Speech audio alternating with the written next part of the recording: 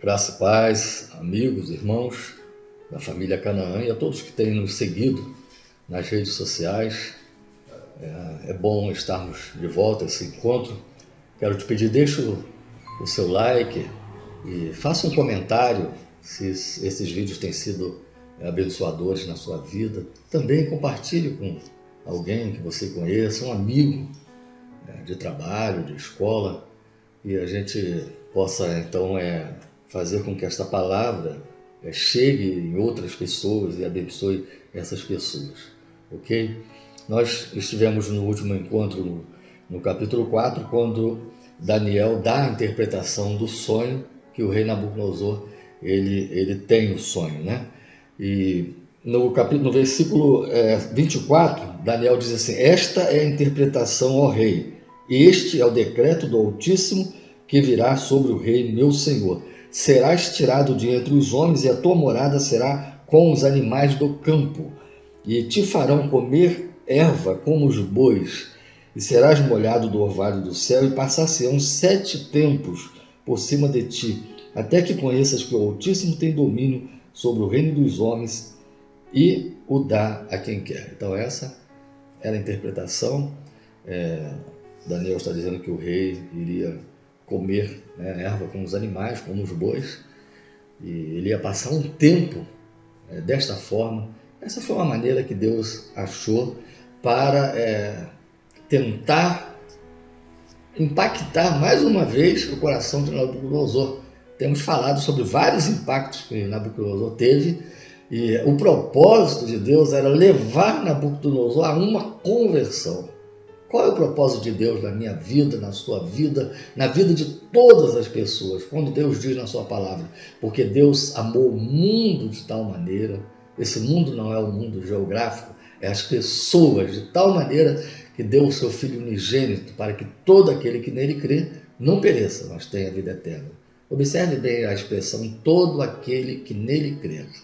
Então o propósito de Deus é salvar todas as pessoas que, crendo em Jesus, são transformados pelo poder da palavra e vivam de uma forma diferente, uma forma de obediência a Deus e uma forma de ser bênção para o próximo aqui, nesta vivência, nesta terra.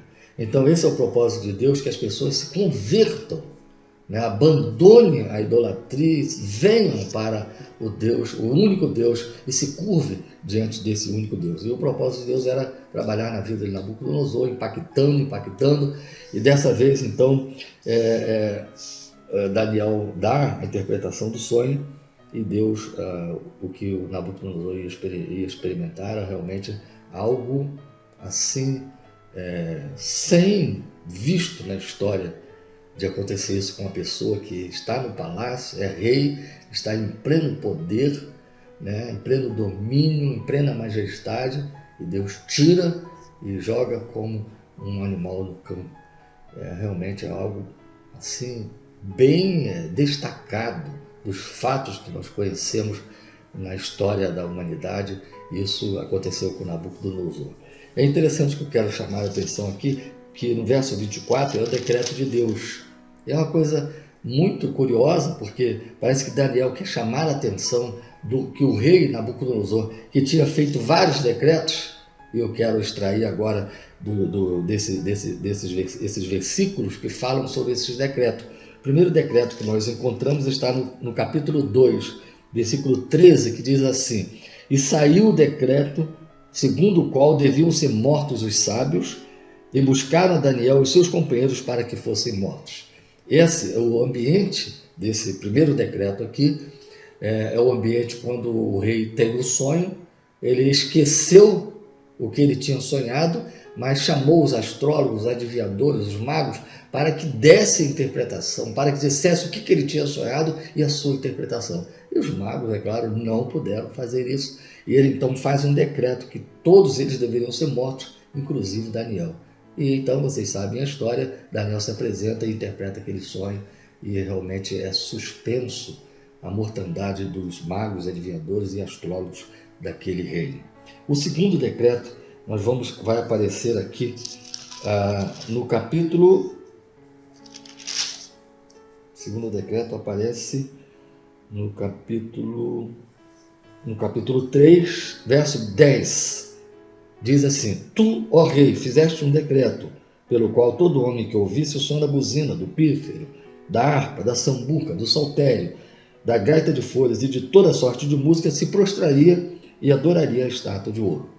Esse aqui, o ambiente desse segundo decreto de Nabucodonosor, é o ambiente quando Nabucodonosor constrói aquela estátua de 27 metros de altura e 2,70 metros de largura, uma estátua de ouro, e ele então ordena que todos do seu reino se curvassem quando ouvisse o som dos instrumentos, se curvasse diante daquela estátua e adorasse.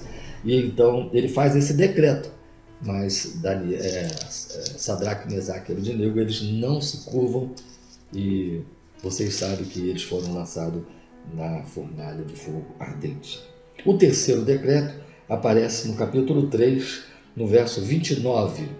Por mim, pois, é feito um decreto, pelo qual todo povo, nação e língua que disser blasfêmia contra o Deus de Sadraque, Mesaque e Abednego, seja despedaçado e as suas casas sejam feitas um monturo, porquanto não há outro Deus que possa livrar como este. Logo após a retirada de Sadraque, Mesaque e Abednego da fornalha, o rei ficou impactado, porque viu 4 homens dentro da fornalha e Sadraque e Mesaque saíram ilesos, né? Nem suas roupas foram queimadas, nem um fio de cabelo do seu corpo fora queimado. E então Nabucodonosor faz esse decreto dizendo que qualquer que blasfemasse contra o Deus de Sadraque e Mesaque, ele ia pagar com a sua própria vida ia sofrer as penalidades. Esse é o terceiro decreto. Mas o quarto decreto aparece no capítulo 4, no versículo 6. Diz assim: Por mim, pois, se faz um decreto pelo qual fossem introduzidos à minha presença todos os sábios da Babilônia, para que fizessem saber a interpretação do sonho. No capítulo 4, Nabucodonosor tem um sonho, né, um sonho daquela árvore enorme, né, e ele chama os astrólogos, os adivinhadores, faz um decreto para que eles fossem introduzidos à presença dele e fizessem a interpretação daquele sonho. Mas esses astrólogos, os magos, eles não conseguiram fazer a interpretação do sonho. Mas é um decreto que Nabucodonosor faz para que o seu sonho fosse interpretado. Mas aqui no capítulo 24 que nós lemos, agora não é o decreto de Nabucodonosor.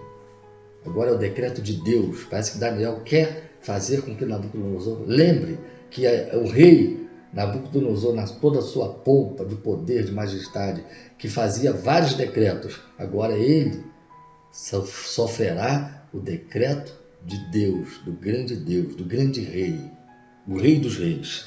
E ele então diz assim: esta é a interpretação, ó rei, e este é o decreto do Altíssimo, que virá sobre o rei, meu Senhor. Então, o decreto de Deus é que ele ia viver como os animais, um período de tempo, como os animais. E quando Nabucodonosor estava, verso 29, ao cabo de 12 meses, andando a passear sobre o palácio real da Babilônia, Nabucodonosor, falou o rei, ele falou com ele mesmo: não é esta a grande Babilônia que eu edifiquei para a casa real com a força do meu poder e para a glória da minha magnificência? Chama a atenção dos queridos irmãos, amigos, como que Nabucodonosor fala. Ele está passeando pelo átrio, né, do palácio, e ele diz para ele mesmo: não é esta a grande Babilônia que eu edifiquei para a casa real com a força do meu poder? Olha o pronome possessivo, né? Para a glória da minha magnificência. Aí foi o auge, aí que entrou a queda de Nabucodonosor. Ainda estava a palavra na boca do rei, quando caiu uma voz do céu: a ti se diz, ó rei Nabucodonosor, passou de ti o reino. Olha que coisa interessante. Eu tenho falado aqui que nós viemos para esse mundo, viemos do nada, conforme Jó falou: nu vim para este mundo e nu voltarei. Nós não temos nada. O carro que você tem está no teu nome, mas não é seu, porque quando você morrer você não levará o seu carro. Esse carro é meu. É uma maneira de falar, mas na verdade não é nosso. Nós não temos nada. A nossa casa, essa casa, Hebreus, o autor de Hebreus vai falar isso, essa casa, ela vai se desfazer, a casa terrestre ela vai se desfazer. Nós temos uma casa preparada por Deus nos céus, né? Deus preparou para nós uma casa eterna nos céus. Então nós não temos nada. Nabucodonosor está na sua mesmo depois desse sonho, depois de um cabo de 2 meses, passaram-se 2 meses, Deus dá esse tempo para a pessoa refletir, para a pessoa pensar, e Nabucodonosor, depois de 2 meses, ainda está com aquele pensamento de alto poder, de alto poderio, né? E coitado, ele então foi tirado, a palavra é essa, foi tirado de ti o reino, passou de ti o reino. Essa foi a grande queda. Nabucodonosor agora está sob o decreto de Deus, sob o decreto divino, sob o decreto de Deus. Então a Bíblia tem um versículo que diz assim: horrenda coisa é cair nas mãos do Deus vivo. Horrenda coisa é cair nas mãos do Deus vivo. Eu citei o versículo de Isaías, eu não citei a referência no vídeo passado, Isaías 64, capítulo 64, verso 6. Mas todos nós somos como o imundo, e todas as nossas justiças como trapo de imundícia, e todos nós caímos como a folha, e as nossas culpas como um vento nos arrebatam. Quem somos nós? Viemos do pó, e a Bíblia diz que ao pó tornaremos. Temos uma alma, a alma vale mais. Jesus disse, né? Nos seus evangelhos está escrito que adianta o homem ganhar o mundo inteiro e perder a sua alma. Nós precisamos voltar para Deus. Nós viemos de Deus e precisamos voltar para Deus. Nesta caminhada, encontrar Deus, encontrar Jesus, seguir Jesus como o caminho, a verdade e a vida. É isso que nos traz felicidade. Não é uma soma de dinheiro, não é uma casa bonita, não é um carro bonito, um carro zero, não é um iate que nos vai fazer, que vai nos fazer felizes. Não, é encontrar Deus, a pessoa de Jesus, aceitar Jesus como Salvador, segui-lo, obedecê-lo e confiar nele. Isso é que é o sentido real da vida. Fora disso, não há sentido na nossa vida. Então, nós temos um vazio e esse vazio precisa ser preenchido com a pessoa de Jesus Cristo. Então, Nabucodonosor passa esse período, ele passa e ele tem essas experiências fortíssimas e ele vai falar isso no versículo 35, verso 34, eu quero ler para a gente finalizar esse vídeo. Mas ao fim daqueles dias, eu, Nabucodonosor, levantei os meus olhos ao céu e tornou-me a vir o meu entendimento.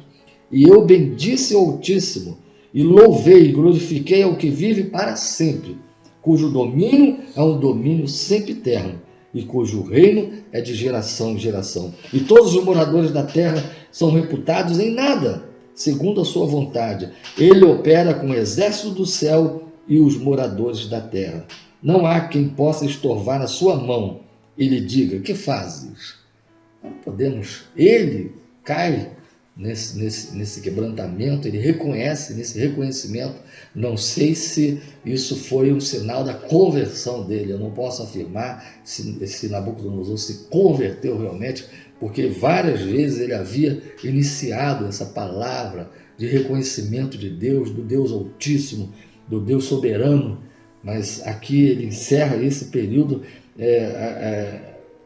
O autor desse livro está contando o que passou com Nabucodonosor. Eu não posso afirmar se realmente foi uma conversão de Nabucodonosor. Eu não quero afirmar se houve realmente a conversão. Pode ter sido que sim, pode ter sido que não. Então, só lá no céu, quando nós chegarmos, que nós vamos entender que houve ou não uma conversão. Agora, pois, eu, Nabucodonosor, verso 37, encerra o capítulo 4. Louvo e exalço e glorifico ao Rei dos céus, porque todas as suas obras são verdades, e os seus caminhos juízo, e pode humilhar os que andam na soberba. Aparentemente, né? Ele está quebrantadíssimo. reconhece a sua fragilidade e reconhece o poderio de Deus. Então isso aconteceu com Nabucodonosor. Meus queridos, o propósito de Deus é que todos sejam quebrantados pelo Espírito e reconheçam a grandeza, a magnitude de Deus, reconheçam a grandeza desse Deus, que é o grande Deus, o Deus que nos criou a sua imagem e semelhança. Que você tenha isso no seu coração, que você seja humilde, que você seja quebrantado pelo Espírito Santo de Deus e reconheça sempre na sua vida que nós não somos nada, somos dependentes de Deus, todo o poder pertence a Ele e nós somos criaturas, nós devemos estar submissos a esse poder de Deus, debaixo das mãos de Deus, então nós podemos viver uma vida agradável a Ele. Que Deus nos abençoe, abençoe a sua vida, abençoe a sua família, abençoe a sua igreja, o seu pastor, Deus abençoe o nosso querido Brasil, Deus abençoe o nosso presidente. Em nome de Jesus, amém e amém.